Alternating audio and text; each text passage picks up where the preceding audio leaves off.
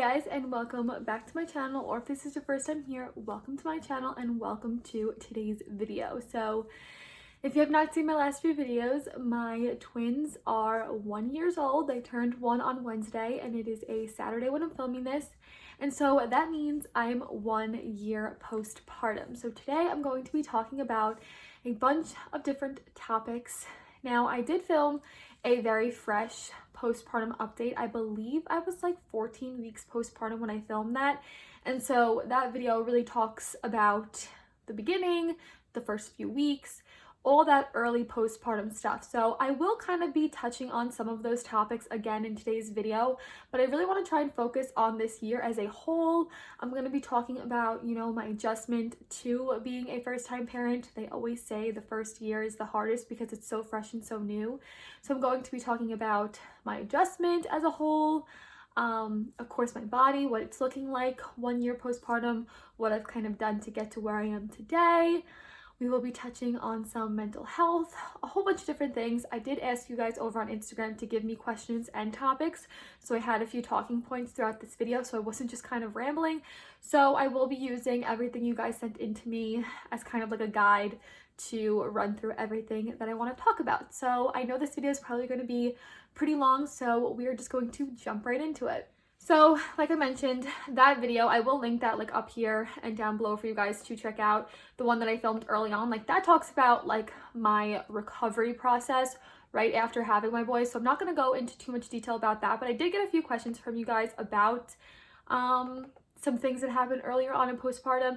I can't remember exactly what I talked about in that video. I probably should have watched it before this one, but I hope I'm not repeating myself too much. I know there's a lot of new stuff that I'm going to be talking about today, and I will be leaving timestamps in the description box, so if there's a certain topic you kind of want to skim through to see, you're able to do so. So let's jump into the first topic. Okay, so the first kind of topic and question I got asked about was postpartum hair loss, when I started losing my hair, how long it took to grow back, all that kind of stuff. Now, I did experience postpartum hair loss. I think it's pretty standard and normal for you to experience some sort of hair loss after you give birth. Now, it didn't happen right away. I don't think I started losing my hair until maybe 2 months postpartum, and it just started to fall out in chunks, mainly in the shower when I was washing it and loosening up those loose strands of hair. I was realizing a lot of hair was falling down into the drain, and then of course every time I brushed my hair, especially after the shower, I saw a significant amount of hair loss.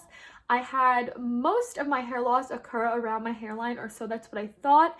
I actually got my hair done about a month ago, and my hairdresser had said I had about 2 inches of growth all throughout my head. I thought it was just in the front because, as you can see, I hide it pretty well. This all up in here is like what is growing back in. You can see it in some of my videos. It's harder to hide in like some days over others, but this right here is everything that's growing back, and I do have that like 2 or so inches of growth happening all throughout my head. And like I said, it started to fall out at about 2 months postpartum. I would say it fell out for about like 2 months, and then after that is when I started to see my growth. I did cut my hair pretty short. It was like all the way down to like past my boobs at some point, so I did cut it short to kind of help with that growth because you do have like unevenness as the new hair grows in. So I would say it's pretty unnoticeable like this. Unless I have my hair up, you see all those baby hairs around the edges, and you can't really see like the 2 inches of growth like anywhere else. It's not like it's like sticking up off the top of my head. You can't really tell, but I did have postpartum hair loss, and it didn't really bother me. Your hair feels a little bit thinner for a while, but I don't think I had like a severe case. I know some people lose a lot more hair than others, but I would suggest continuing to take your prenatal vitamins after you give birth. They say those extra vitamins and things like that do help diminish the amount of hair that you lose, because it's mainly a lack of nutrients, I think, that makes your hair fall out after you give birth. So I would suggest taking your prenatals for a few months after and seeing if that helps with hair loss. Speaking of hair, I'm having a bad hair day, so let's just excuse that. So the next topic or question I got asked was about diastasis recti.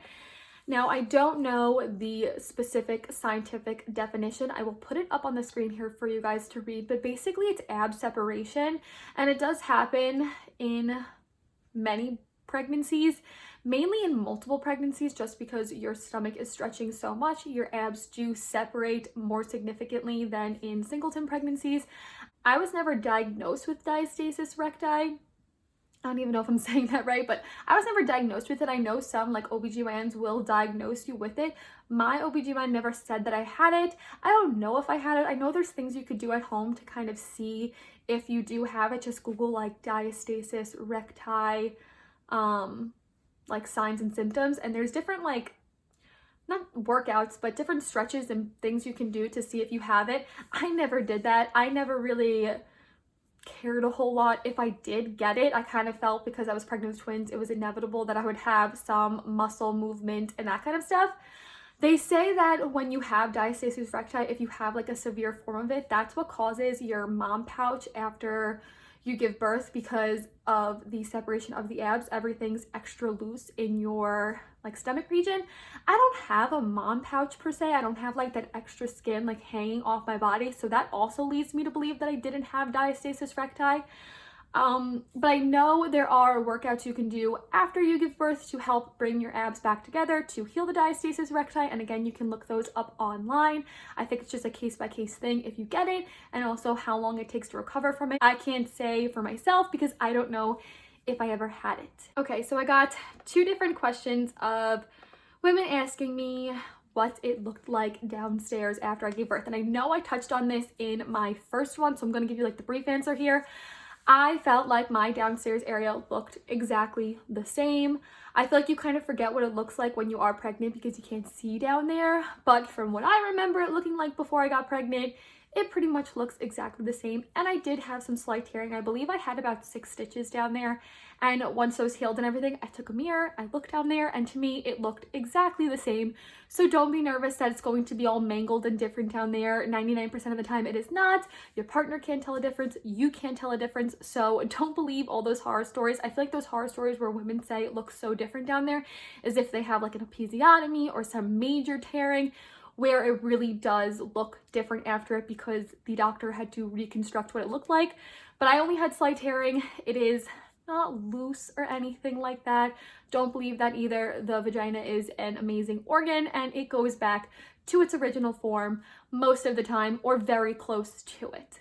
Okay, another question talking about stuff that happened pretty early on was, did I suffer from constipation? And I think I talked about this in my other video too. You do worry about that first postpartum poop, and I did ask for some sort of stool softener because I was super nervous from it. And my first postpartum poop situation was not painful at all because I did ask for that stool softener.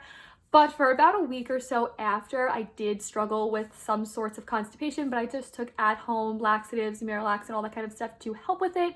And so don't be afraid. You can ask for the stool softeners. They're not going to turn them down. They're not going to say you can't have them. So if you are afraid that it's going to be super painful when you're in the hospital and you have to have that first bowel movement, just ask for the stool softeners. That's what I did. I got a question about mental health, and I'm going to leave that for the latter half of this video because I kind of have a lot to talk about for that. I just want to run through and make sure that there are no other quick questions for me to answer for you guys. Now, okay, so those are all like the short little questions that I got from you guys. And of course, my feet are falling asleep. I feel like they always do when I film. But now we're going to get into the 2 main topics that, or I guess like the 3 main topics that I want to talk about with you guys.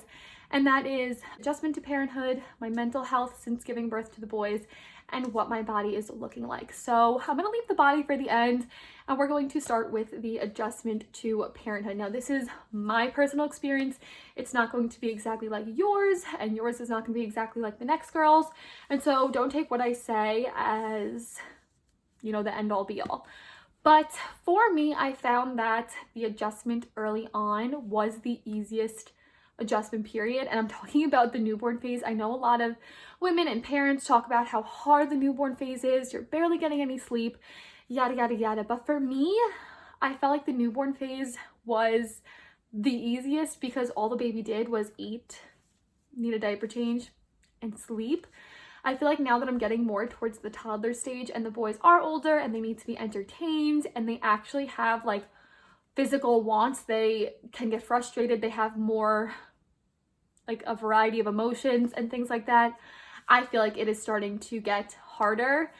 And so it is now more so a job of mine to kind of figure out ways to entertain them, activities for them. Of course, because we're in a pandemic, you can't go out and do a whole bunch of different things. So it has been a struggle, more so trying to figure out things within the four walls of my home to do that's going to keep the boys entertained every day and keep it fresh and new. So I feel like early on the adjustment was pretty easy, and then as the boys got older, the adjustment got a little harder.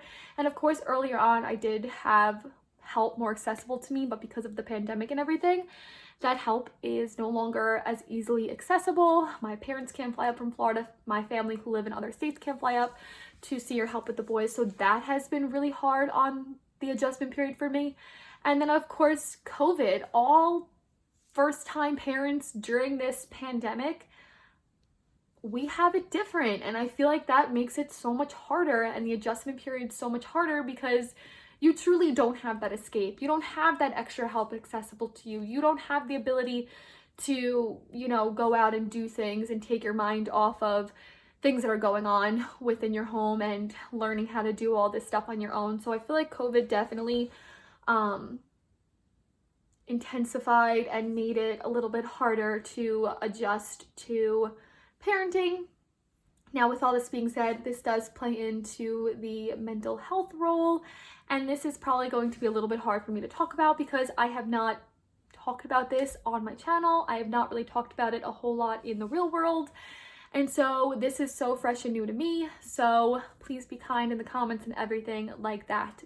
But basically, I feel like I was in denial for a large portion of this year, that I was struggling any which way with anxiety or depression or anything like that. And it wasn't until recently that I was actually on TikTok, and the mom was talking about how she believed she had postpartum depression, and she actually put up the symptoms on the screen. And after reading some of those, it made me kind of reflect for a moment and think that maybe what I was feeling wasn't normal adjustment.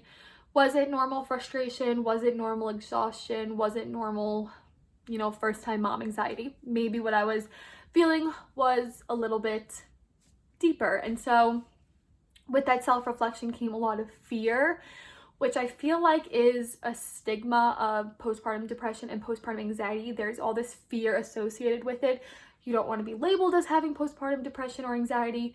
You don't want to, you know, deal with that per se. And so it kind of led me to have a bit of a breakdown last week, and I am now seeking help. I'm going to go into detail a little bit of what I've been feeling over this past year and triggers for me and things like that, and then, you know, what I'm doing to kind of help that. So over this past year, I found myself kind of setting expectations for myself, and a lot of these expectations, if they weren't met, would lead me to have severe anxiety. I'm a very schedule-oriented person, and of course with having babies and having two, a schedule is really important. And early on I did a lot of research. I was able to get my boys to sleep through the night at, I think around like 4 months old, they started to sleep through the night. And so with that, I then set the expectation that, okay, my boys are going to sleep through the night every night. They sleep through the night now. There's no reason that they shouldn't sleep through the night tomorrow. And of course, that is not how babies work. You have regressions, you have teething, you have developmental leaps, you have all these things that play into your baby's mood, their temperament, their sleep, all that kind of stuff. And so it was really hard for me to realize we were making a leap or a stride in their development, and then something happening and having to take 5 steps back. And that is just parenting. That is just what is going to happen. It is so expected, and I knew that, but for some reason, like, my mentality wouldn't let me accept that, and it would cause a lot of anxiety. The boys were not the easiest of eaters in the beginning, which a lot of you guys didn't see, but I would have to fight tooth and nail to get them to drink their bottles. It wasn't that they didn't want it, and it wasn't that they weren't hungry. It took some time for Harris and I to figure out what exactly was the formula to make the formula, what temperature it needed to be at, and all this stuff that kept our babies content and wanting to drink it. So that was a long process. And we started pretty early on having to deal with early morning wakings, which is something that I've talked about, and I made it seem like, oh, we're just going through this and I'm trying to figure out how to fix it and it's fine. But in reality, I was freaking out because I didn't know why they were waking up early, and I knew that they weren't supposed to be. It was just these notions that I was setting for myself, or these ideas, or these expectations that I was like getting myself worked up over. And so I was having a lot of anxiety, and on those days where I had anxiety, Harris and I would fight a lot because I'm a very stubborn person and my anxiety made me more so stubborn. And so it was just a constant cycle. You add in pandemic, being quarantined together, and just a lot of emotions, hormones for me. He's adjusting to a new thing too, being a dad, and it was just getting to be too much. And I wasn't having this anxiety every day. It wasn't 7 days a week, and it wasn't even all day, but on the days where I was feeling so ungodly anxious and exhausted, that was it. It was a full-on breakdown for me that entire day, and I couldn't pull myself out of it. And so that is a lot of the anxiety that I was feeling. And then comes the depression, kind of the isolation of being home and quarantined with 2 babies, adjusting to being a parent, not having my own mom here. I do have help and support and family. I have Harris's family, but it's different when you don't have your own mom here. And so on the days where I was anxious or I would cry, I would feel very alone, and Harris would be at work or living his life, and I just wanted to bring everyone down with me. And it's so sad to say, but I just felt sad a lot of the time, which you guys obviously didn't see. I mean, social media is a highlights reel and you only are seeing the best things. And even on the days when I was vlogging, I would have to pull myself together in an instant to put on a smile and vlog for you guys. And it's not that I wasn't being genuine or I was being fake or anything like that. I just was scared of what I was feeling. I didn't want to share it or show it or be vulnerable in that sense. And I did put a video up a while back when I stopped breastfeeding. That was a major turning point in my postpartum experience, was having to stop breastfeeding, and that was very hard for me and caused a lot of anxiety. And my mom had to fly up from Florida to help with all that. This was before quarantine was actually set in.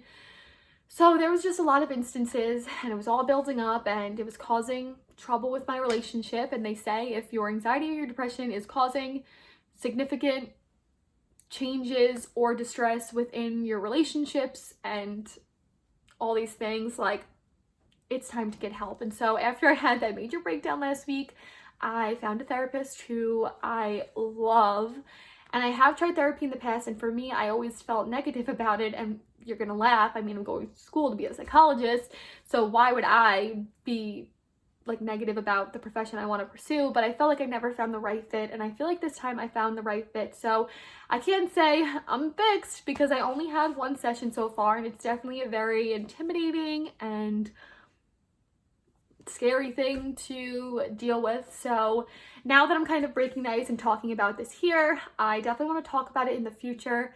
And once I do start getting some tools to help me cope with my anxiety and getting more clarity on why, and like finding the root of this anxiety and figuring out how to fix it, I will talk more about this in the future. But I did want to note here that over the last year, I experienced significant anxiety, some levels of depression, lots of highs and lows, which could have been hormone induced or just, like I said, the circumstances of being a first-time parent, having twins, feeling alone, a pandemic, yada, yada, yada. So yes, I did get asked how my mental health was and how I'm dealing with it. And my mental health has not been the best over this past year, and I was in denial for a lot of that. But I am no longer in denial. I'm taking the right steps to find and get some help. And for me, that is therapy. I don't know if it's going to be medication. I don't know what the future holds for this journey I'm going on with trying to fix my mental health. But I did want to note it here so that if you are going through the same things as I am, or you are afraid of going through any of this, you know that you are not alone. It is a lot more common than you think. And I also want to say, I've not been diagnosed with postpartum depression or postpartum anxiety. This is just what I feel like I have, and I'm sure I will get a diagnosis in the coming weeks with doing therapy. But if you are feeling alone, if you are feeling very anxious and irritable and you're taking it out on others and you seem a little hopeless or anything like that, know that you're not alone. It happens, and you need to do some self-reflection and figure out if help is something you want and need and you're willing to pursue. And once you can come to that realization, it is the best realization that you will come to. So now that those are like the 2 out of the three main topics, adjustment, mental health, we are going to move on to body, and I'm going to try and keep this quick because this video is getting pretty long, but I still don't know what I weigh. I was 122 pounds when I got pregnant. I will insert a photo here of what I looked like the month that I got pregnant. This is May of 2019. And I gained 50 pounds exactly when I gave birth.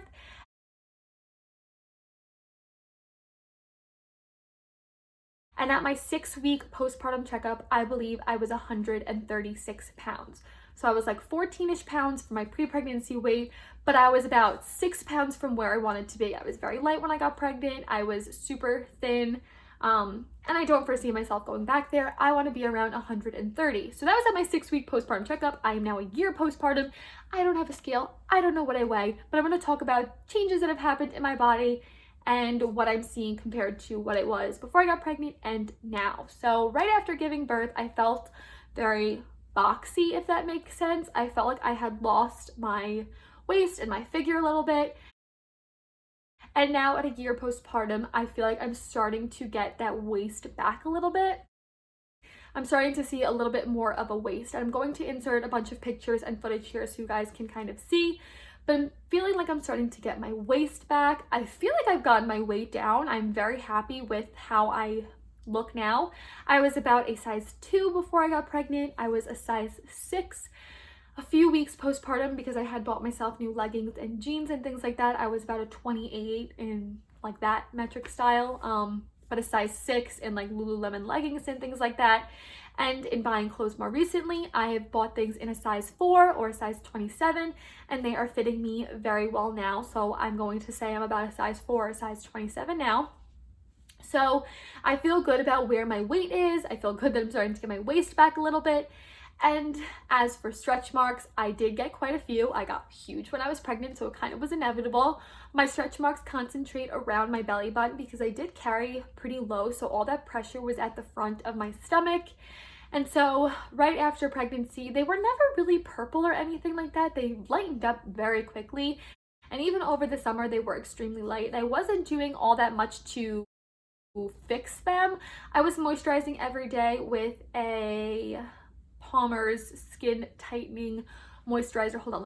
Okay, so I actually got this gifted to me. This is the Palmer's Cocoa Butter Formula Tightening Body Lotion for after pregnancy, and I used this religiously almost every single day after I gave birth, and now I do it like every other day. I will sometimes use my bio oil, or I will just use like a regular lotion, but the only thing that I really did up until about 2 or 3 months ago was moisturize. Now about 2 or 3 months ago, I would say more like 2 months ago, I had gotten a handheld like cleansing brush from the company Duvolle. I do believe my coupon code is still good with them. I will have to check, and if it is, I will put in the description box if you guys want this. Hold on, let me go grab it for you again.